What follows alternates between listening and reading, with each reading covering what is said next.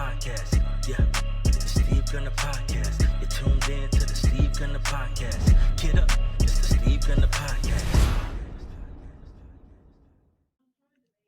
Good day to all, and welcome to another episode of the Steve Gunter podcast, where we discuss the steps, the strategies, and the mindset of real estate investing, tailor-made for the pro athlete. We appreciate your time. You could have been anywhere in the world, but you're here with me. And for that, I am grateful. I'm your host, Steve Gunter, and it's an honor and privilege to be with you today. And we have a very special guest on with us today, Mr. Scott Pridemore, owner of Pridemore Properties and a dear friend of mine. And Scott, look, there's so many things I could say about you, man. And the accolades speak for themselves, but I'm just so happy to call you friend. And every single time you and I get together to just have a conversation, I leave away with 1,000 nuggets, it seems. And so it's an honor to have you on the pod, my friend. It's totally my pleasure. And I can tell you, I am the one in benefit. I feel like I'm in deficit every time I get around you. Your energy, your business acumen. I'm always learning, in particular when I'm in your company and your presence. So I'm grateful to be here, Steve. Thank you, sir. That means a lot. I really do appreciate that. Scott, I'm going to get straight to it. First of all, how long you been in business? Yeah, it's 28 years. When I say that, I have to really process that. Is that right? 28 years. Look, it seems like yesterday, probably. Yeah, it does. It does. Sometimes at a certain point, years help you as a business person, but at a certain threshold, the years could actually hurt you if you're not really pouring into staying relevant and learning and staying open and coachable. So I'd like to think that I am the latter. Always, I'm always learning. I'm always trying to stay out in the forefront and have a business practice that is very much relevant in this ever-changing world that we call real estate. You know something, to that point, you are always staying visible as well. Whether it's social media or events. I know recently I think you were out in Denver, if I'm not mistaken, for a huge event out there. And how was that, by the way? Denver was fantastic. Mike and I were fortunate enough to be on stage with Lori Abbey and Steve Shane and Eric Dungy. So it was tremendous. Our S&E family there, we were asked to contribute to a panel discussion for about 125 Denver, Colorado real estate agents. Oh, that's fun. Yeah, it was fantastic. I learned a ton. We talked about client events and team building. That's special. Yeah, both really important topics that we're actually hopefully going to dig into today as well. But, I was doing a little research prior to our chat today, and I noticed that over 75%, if I got that right, of your business comes from client referrals and repeat business, Scott. Yes. That is massive. What do you attribute that to? Yeah, I can't say that I always had that percentage, but I will tell you, for the past 10 years, every year it's right around that figure. I'd tell you, even last year it might even be a little better than 75%. I would attribute it to really just being there, not just during the transaction, but after the transaction, being present in my clients' lives. Client events play a big role in that. And early on in my career, client events were really around one-on-one interactions or inviting clients to dinner or to coffees, getting face-to-face.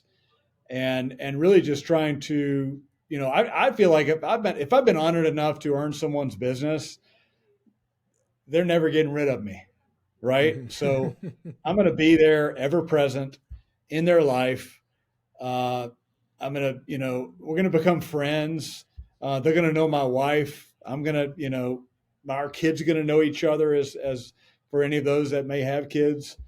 Um, and I think that's where we can really have the most impact is to add value beyond just the transaction and being present in our clients' lives, caring, connecting them to other providers when they have a need, whether it be certainly a contractor, but an attorney, a CPA. Uh, I've been known to connect my clients to tutors for math or tutors for various other subjects. Spanish. I've got a really good Spanish tutor that I refer out to my clients because I have kids, and I've found what these people are good enough to share, and I want to be able to be in a resource beyond just the transaction. I want to be a family member. I think that's the biggest part of what's been able to afford me that high percentage of repeat and referral is being truly connected and caring. So your mission is really to have a client for life or build that relationship up to a point where you guys for the most part become friends. Who who taught you that? Well, I can't say that there was in a particular light bulb moment. I feel like I learned that through trial and error, um, and realizing early on that the best way to really build the long game success of real estate is through going deep on relationships. Um, there are a lot of people in our line of work that are very transactional, and early on in my career, I may have had an element of that, and but that is a bit of a hamster wheel. If you're transactional, then you're gonna many agents burn out, and just really being grateful and coming back to the fact that someone thought enough of me to allow me to let them buy or sell what for many people is their largest asset. It's That's really profound if you think about it, right? We get caught up Yep. in our world of real estate and doing transactions, but what home means to people is much more than a transaction. And we as agents, if you do a good job, you have to own the fact that you help somebody get to that place. And it's okay to follow up. It's okay to be present in their lives. I mean, we as agents also talk ourselves out of that in many cases. We feel like after the transaction, they don't want to hear from us. I'm Hmm. here to tell you that they do. And if you're coming from a place of value and contribution, they will always want to hear from you. Oh, that's man, that's a golden nugget right there. Scott, I want to show you something and let me know if you can see this on your screen. Can you see that, Scott? Yes. I'm on your website, sir.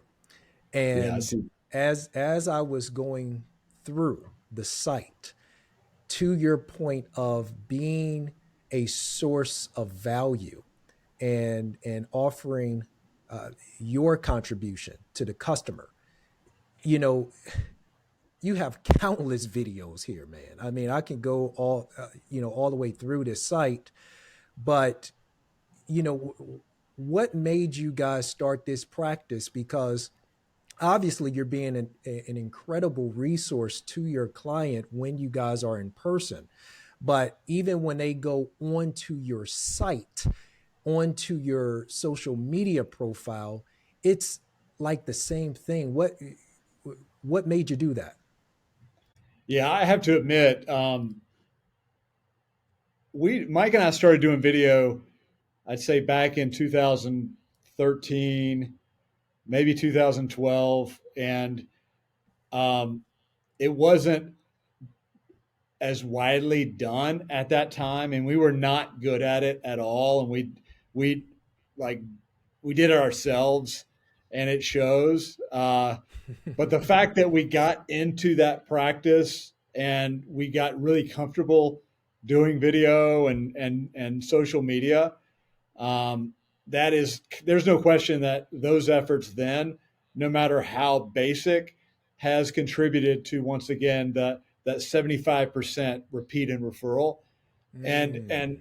I would tell you that, and we used to post those on Facebook, and then Instagram came along, and then we started, and then we added LinkedIn to the mix, and then a little bit of TikTok, and we Oh, certainly we you on get TikTok? benefit. You on TikTok, Scott? It is funny, isn't it? So That's awesome. yeah, right. And I might be the only bald guy with a gray beard on TikTok, but I'll Just take that maybe. moniker. Yeah, That's all right. but the point I'm making is how can you be in more than one place at one time, video and social media? Like, that's another way. Coming back to the whole idea of staying relevant, no matter how long you've been in the business, I'm here to tell you that video and social media help with that. And Mm. as an agent, if you're doing it, that's great because you really pretty much have to remain relevant. I know that sounds a little bit like, wow, really? That's pretty extreme, Scott. But what I mean by that is everybody in our database knows probably six agents, right? And Mhm. those six agents are in their Facebook feed. They're in on their Instagram and their LinkedIn. And why shouldn't you be on there? You're the one that helped them buy that house. Mhm. By you not being in that feed along with those other potential competitors, there's a higher likelihood that you may not earn that business again when that time comes when they want to buy or sell. Good point. So there's just a threshold, I believe, of expectation that our clients have. And they can't really put their finger on what that is. But if you could have evergreen content, or you can produce content on a regular basis and be in their inbox and maybe their mailbox some, and their social media feeds, you're just increasing the chances of getting that opportunity when the opportunity presents itself. Oof. That is rich. That is really rich. And I want to also speak to something that you just mentioned with and this applies specifically to your video team and how they help you guys put together better content. But it all kind of goes to getting the right people on the bus. And I know that you believe in being in business with great people. I've even recognized that with the agents that are in partnership with you. What is your process for finding those people, Scott? Yeah, that's a great question. And I'm so glad that you used the word partnership, because that's how I look at it, as the people that we are fortunate to have on our team are true partners. Mm-hmm. We are a team, we're a collaborative team. So what that means is our value proposition is true collaboration. Do we get leads from time to time, sign calls online? Yes, but that is not our bread and butter, and that's really not who we are. Meaning a leads team per se. And how do we? So to answer your question, how do we gain team members that we would consider as partners? Mm-hmm. We've never been a team that is really hard on the recruitment tactic. We've always been, hey, listen, have great interactions with agents in the community, whether they're in a certain transaction, any interaction. Once again, like, hold up your end of the bargain, do what you say you're going to do, keep your word, show up in the community, and a lot of that other stuff kind of happens on its own organically. Mm-hmm. And I would tell you, organically is really how we've gained the great team members that we have, is through just interactions. Um, People I was on in a firm with previously that we just became friends, and then I branched off and did my own thing. And then a year or two later, I get a call or an email, and folks that want to come onto the team and be a part of what we're doing. Um, and I would tell you, just building relationships, and then team members have come. So it's not really like we're doing outreach and then we're getting people on board. It's really just being who you are and people saying, "Hey, I want to be a part of that."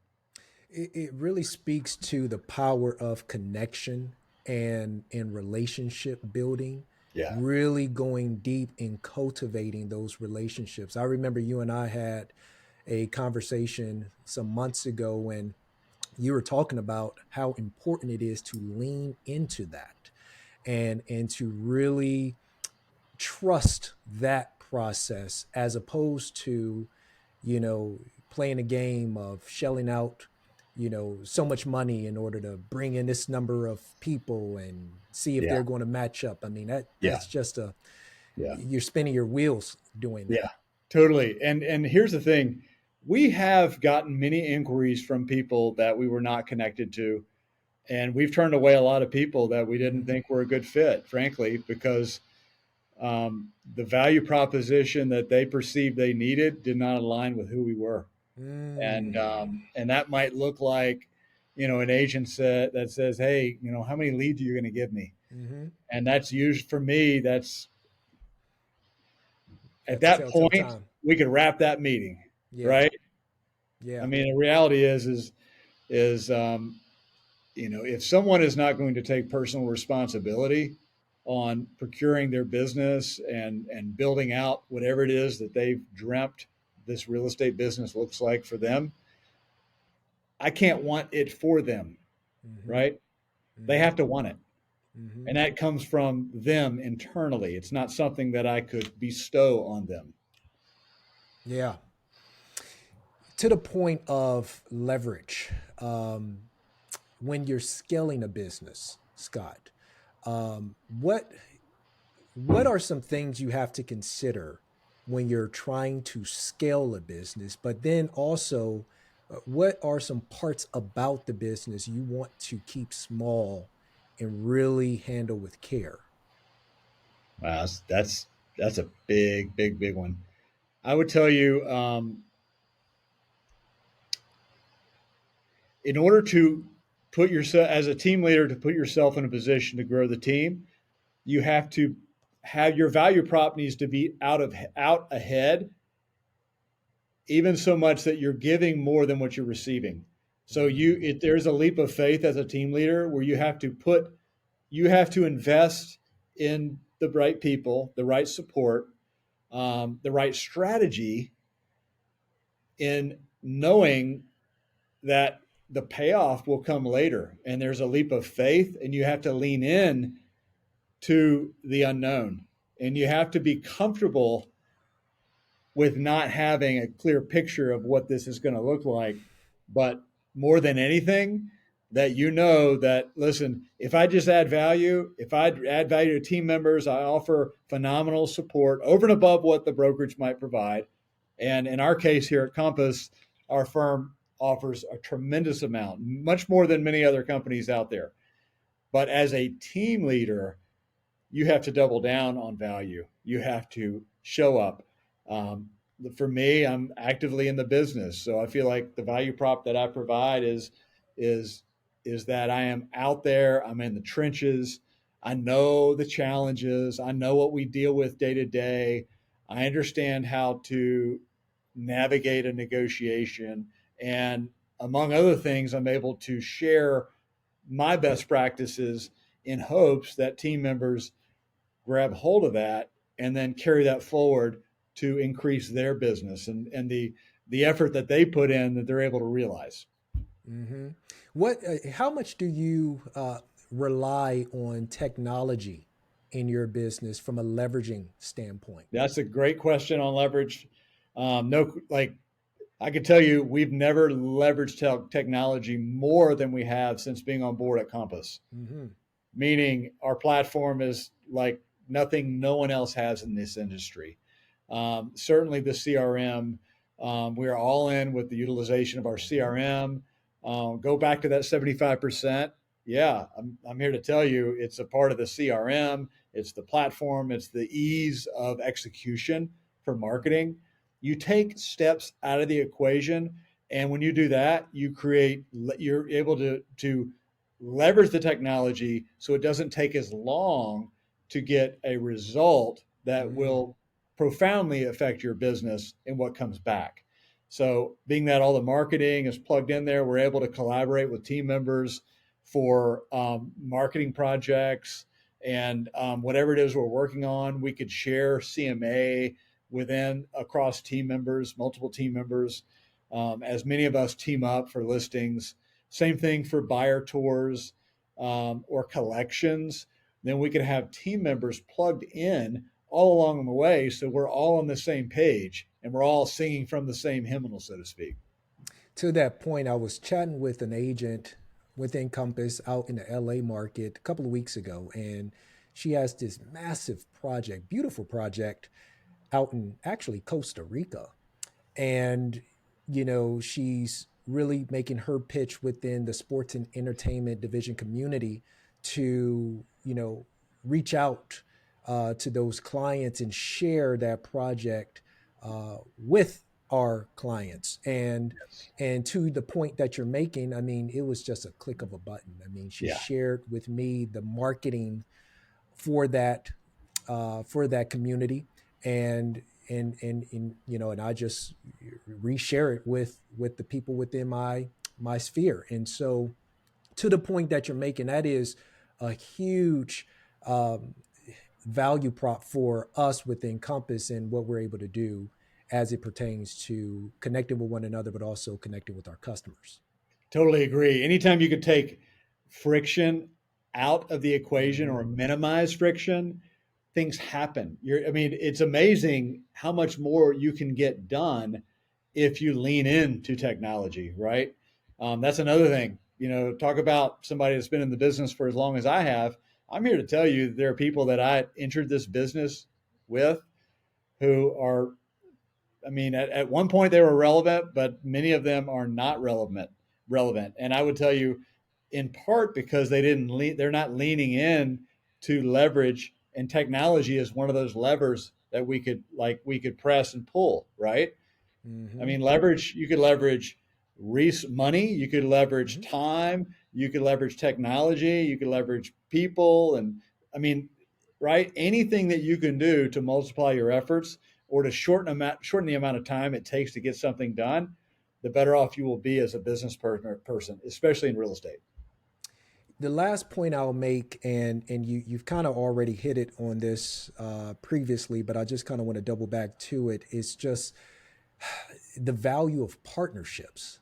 I mean, in really being in partnership with the right people. I just can't stress enough that outside of even your team, what does that look like for your business, Scott? What are some of those partnerships that you Yeah. use as leverage to really not only make business easier, but provide a better experience to the customer?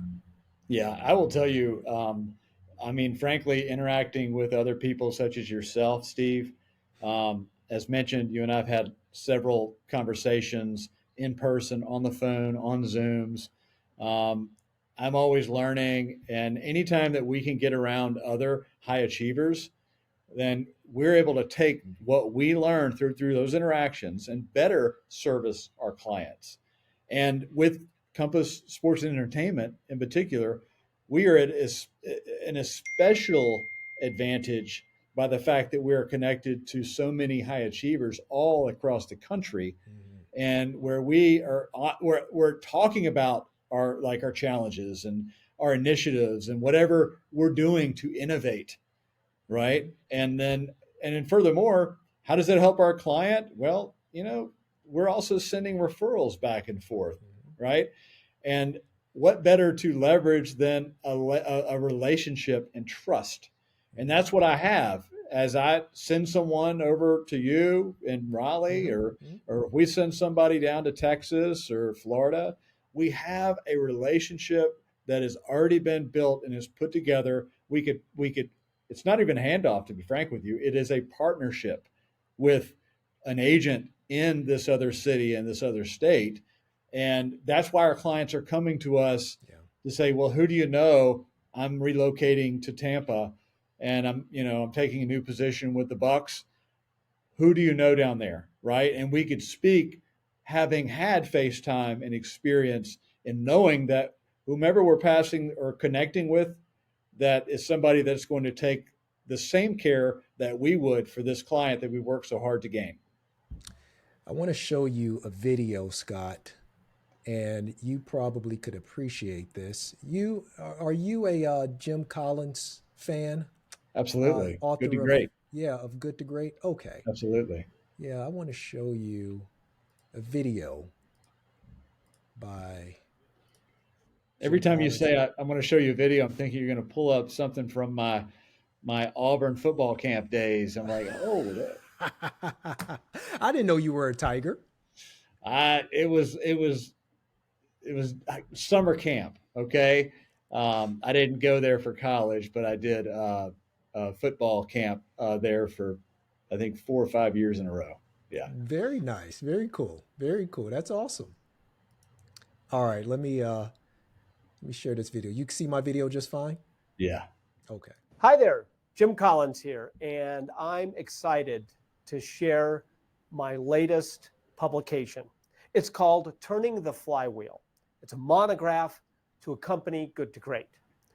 And the monograph begins with the story of Amazon.com, grabbing the flywheel concept, coming out of the dot-com bust in 2001 after being taught the idea, but then taking it to another level and saying what we need to do is to capture the drivers in our flywheel, crystallize the components of our flywheel, and then turn that flywheel to build relentless momentum, unstoppable momentum.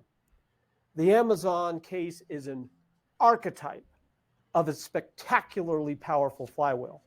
And it's the starting point of this conversation. But what it really leads to is the idea that to get full power out of the flywheel principle, it's very helpful to rigorously ask the question, how does our flywheel turn? What are the components in our flywheel? What's the sequence in the flywheel? How can we do for ourselves what Amazon did for itself? I'll stop it there. I presume you are familiar with that concept of the flywheel. Yep. How does Pridemore Properties flywheel turn, Scott? Yeah, I would tell you it's ever changing, and actually I'm proud of that, to be frank with you, because any system, and that's what we're talking about is a system.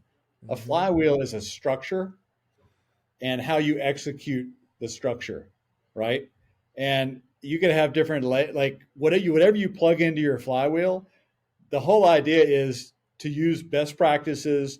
Okay, so it might look like part of our flywheel would be client events, face-to-face interaction, which is a part of client events, during the transaction, wowing the client, white glove service. After the transaction, how are we doing our gifting? How are we doing our follow-up 30, 60, 90 days, a year after they purchase? Are we, once again, going back to that beyond the transaction, right? I mean, how much information are we getting so we could plug it into the CRM? And then once again, it's the process, it's the system.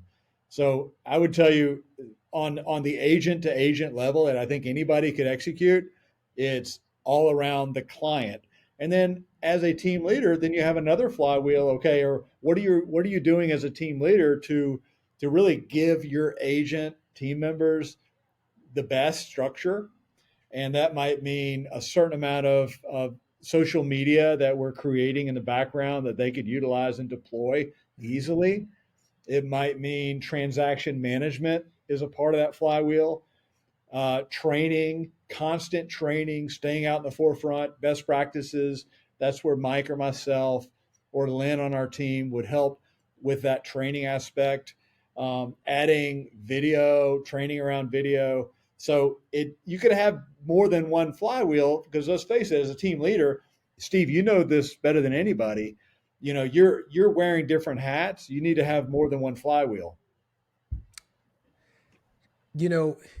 Going to the point that you were making with client events, you do a number of client events and tailgate events and other branding events. But these, from what I can tell, they're not just branding tactics, but they appear to also be fun and organic ways to connect with your customers. And I would imagine it perhaps also leads to new relationships being established. Totally. I mean, I'll tell you right now, if for anyone listening, if you're not doing client events, you better jump on it now. Like the impact that you could have, the whole idea of a client event is to scale face-to-face interaction. Okay. Certainly you can go and have one-on-ones with all of your clients. That's great. Everybody should be doing that. But there's only a certain amount of hours in the day. You can't always do that, right? We still have to work the business, work in the business and outside of the business, and work our clients or what have you. So if you're in the beauty of a scaled effort of having a client event, for us, our tailgate is our big event, or our big package of events that we have during the Panthers football season. So we create invitations. And I'm getting to that this year, Scott, by the way. I am coming.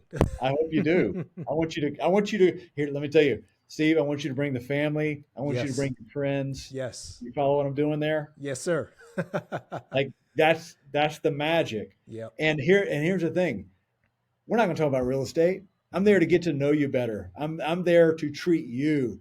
I want you, we're going to have live music. We're going to have catered food. We're going to have a TV set up, tables. You get to interact with some really incredible people, team members, but also you get to meet a lot of my personal clients that have thought enough of me to allow me to help them buy or sell real estate for many, many times over. And maybe some of my clients have things in common with your clients. So maybe there's some good synergy. Yeah. You might bring a friend that's, let's say, an attorney, and that attorney's going to connect with one of my clients as an attorney. There's some common threads, or their kids they already know each other. Yeah. You follow what I'm doing there? It's brilliant because it also makes it easier for clients of yours who may even own businesses or have certain, practices, what have you, to be able to have a warm customer that they are, or potential relationship that they're. We want to be a connector. Yeah. We want to connect our clients with other clients, not just my clients, but team members' clients. Hopefully there's something, from a business perspective that people could gain through this, but without fail, there's always a relational interest that someone is going to have, and to come, and they don't have to go to the game. And Frank, I'll tell you, the past 2 years with the Panthers, our event is the main event, right? I don't always go to the Panthers game. Right. Many of the people that attend our tailgates don't. They come for the tailgate. And it's a 2.5 hour gathering of great food, music, and camaraderie. That is so awesome. Really, I love that. I want to switch gears for a quick second. Was there a challenging time in the business where you, Scott, had to develop and demonstrate leadership skills that perhaps you didn't even realize you had? Wow. That's a good one. Yeah. Always. It sounds like the easy answer. I will say, I don't know if there's a given moment. I could probably point to a few moments where I feel like I earned the business, but I didn't get it.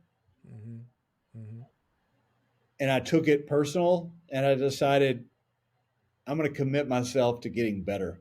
I'm never going to not win a listing or an opportunity, based on my skill set. And once I did that, then I think everything changed. And then as a team leader, I would say we don't have many people leave the team, but occasionally we have. And then I go introspective. I think, well, what could I have done differently? And not always is it the case that I could have done anything differently. Yeah. But I think stepping out of judgment and into curiosity is really what we're talking about here. I'm not going to judge someone else's perception. I'm going to be curious about what they're like, what were they thinking and what was the reason. So I think I'm always failing and I'm always willing to course correct. Okay. So within that, it's not one or two profound failures. The bigger picture is there's been thousands of failures, and my willingness to just pick myself up, dust myself off, and get back on the horse. As a team leader, you are in a position where you have to cast a vision for the team, for the company. How often should a leader cast a vision for their organization? I will tell you that's a tricky one. I'd like to have a vision of a real time vision of who we are at any given moment that is felt more so than what is written down. Okay. And a lot of people ask our team members, like, what's it like? What's it like being on the Pridemore team? Everybody has something different that really resonates with them. But I would tell you, overall, it's about truly caring about each other. It's the same philosophy that I adhere for my clients, to be frank with you. We care. We want each other to be successful. We champion each other and we try to help at all costs. And it's a judgment-free zone. And if someone falls down, we help the other person get up and move forward. Just constantly move forward. It is just I know it sounds trite and it sounds simple, but I'm here to tell you that most teams don't have that. Mm-hmm. So as simple as it is, it's hard to replicate. Regarding communication and being an effective communicator, when you're trying to get a message through to your organization, what does effective communication look like? Is it simply just, stating it verbally in a team meeting? Is it more written? Is it a combination of both? What does I'd that say it's a look like? combination. It's a combination, but the beauty of, I'll just sort of just say that with communication always being open and available, but certainly there's an element of having written communication that is of value. So then everybody has that. We all know like the rules of engagement and how whatever it is, whatever initiative we might be working on, or it's all in writing. But certainly team meetings, we meet every week. We talk about hot topics. We talk about any particular like buyer needs, listings. We talk about anything we have coming up that we're going to do collaboratively for it, like a client event or a community event. Honestly, I feel like the communication piece, and also people know that they can always text or call me. Mm-hmm. Same thing with Mike. Same thing with Lynn. It's okay. If someone didn't open up their email, it's okay. No judgment. We also have a text group that, someone might pop in a question on the text group, even if it's been covered in an email, that's okay. We're all busy. We have things coming at us all the time. So just, I think having multi-channel communication is important. Last question for you, Scott.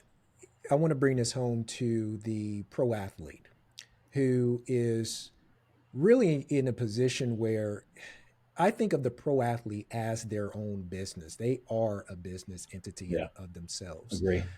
But, they have to build a team out for themselves as well. what would be some advice you would give to them as they are beginning that process of building out that team who's going to help them Yeah. essentially with off the field, off the court, whatever matters? What does that look Yeah. like? I mean, one of my golden rules is proximity is power. You got to be in proximity with people that honestly, that number one, that don't need anything from you. Mm. Mm. Okay. Like you got to really like let that sink in. Yeah. And it's okay to be open to improving the people that you're connected to, right? That's okay. That doesn't mean that we're throwing away old friends, but it might mean we're going to have a new people in our friend group or our connected group that don't that there's no expectation of that you have to show up and like do something or like Mm-hmm. be a certain person for them. Okay. And then high achievers, look around. This goes with anybody, pro athletes or not. You are the average of the 5 people you spend the most time with. Okay. So I'd think we all should do an audit, and Mm-hmm. you should get yourself in community with people that want more, that want to be more, that want to invest, that want to commit to excellence on every level. Okay. And I feel like that's one thing I think has definitely helped me is wanting to put myself in a position to reach. If I see somebody doing something that I want to do, well, I'm going to make sure I connect with that person.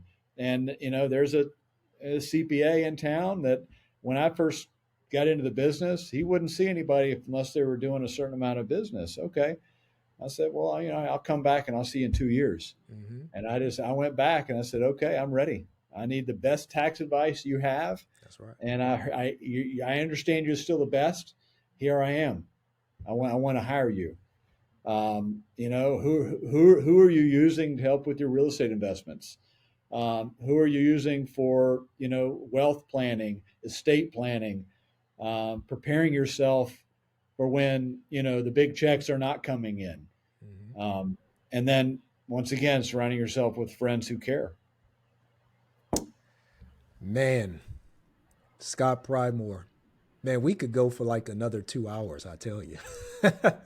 But Enjoy it, look, Steve. so grateful. This was really good. You never fall short of providing incredible value, my friend. Thank you so much for your Thank you. time. It's my pleasure, Steve. I love what you're doing here. I'll tell you, you're a natural interviewer. You're so good at this.